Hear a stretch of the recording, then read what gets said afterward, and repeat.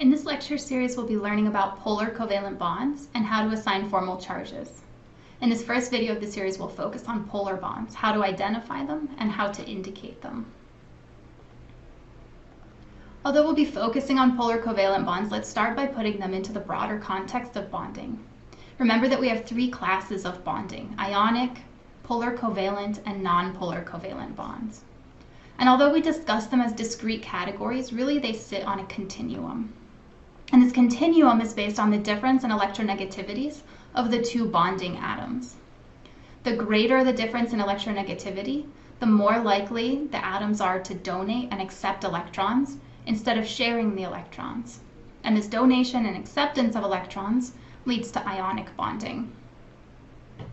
On the other extreme, two atoms with identical or very similar electronegativities form covalent bonds, in which the electrons are shared between the two atoms. And more specifically, they form nonpolar covalent bonds, meaning that the electrons are shared evenly or equally between the two atoms. In the middle are polar covalent bonds. These are bonds in which the electrons are shared, but they're shared unevenly, meaning that the electrons favor the more electronegative atom in the bond.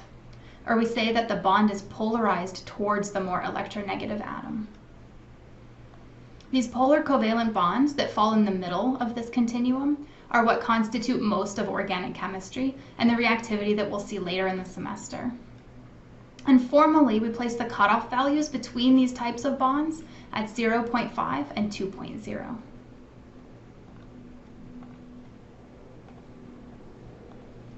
Within a polar covalent bond, the electrons favor the more electronegative atom, and we describe the shifting of electrons in the bond towards the more electronegative atom as an inductive effect. We indicate this inductive effect, or a polarized bond, with an arrow leading from the less electronegative atom to the more electronegative atom in the bond. This inductive effect and polarity that we've talked about so far refer to the polarity of a bond, the electrons shared between two atoms. But whole molecules can also be described as polar. And here we use a dipole moment to describe the polarity of a molecule. The dipole moment arises from the vector sum of the various bond polarities within the structure.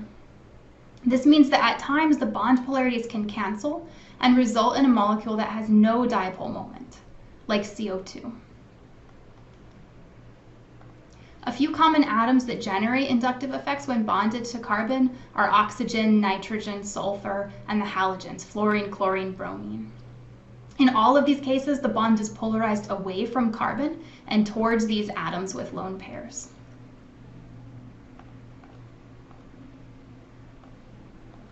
Let's do a quick concept check. Take a minute to indicate any polar bonds in the molecules shown below. Be sure to indicate the bond with the appropriate arrow, and then determine which of the molecules have a dipole moment. Okay, welcome back. The first structure here, the carbon-fluorine bond, is polarized towards the fluorine, which is more electronegative than the carbon. In the second, the carbon-chlorine bonds are polarized towards chlorine. In the amine, the carbon-nitrogen bond is polarized towards the nitrogen. In fact, so are the NH bonds, but those aren't drawn out here, so I just focused on the CN bond. And in the last structure, the CO bonds are polarized towards the oxygen. Now, to identify molecules with dipole moments, we'll look to see if the individual bond polarities cancel out. In the first example, there's only one bond polarity, so the dipole moment of the molecule matches the direction of the bond polarity. In the second example, the bond polarities are in opposite directions, so they cancel, and the molecule has no dipole moment. In the third, the dipole moment mirrors the polarity of the bond. And in the last case, although the horizontal component of the bond polarities cancel, the vertical component is additive, so the molecule will have a dipole moment like the one shown with the green arrow pointing up.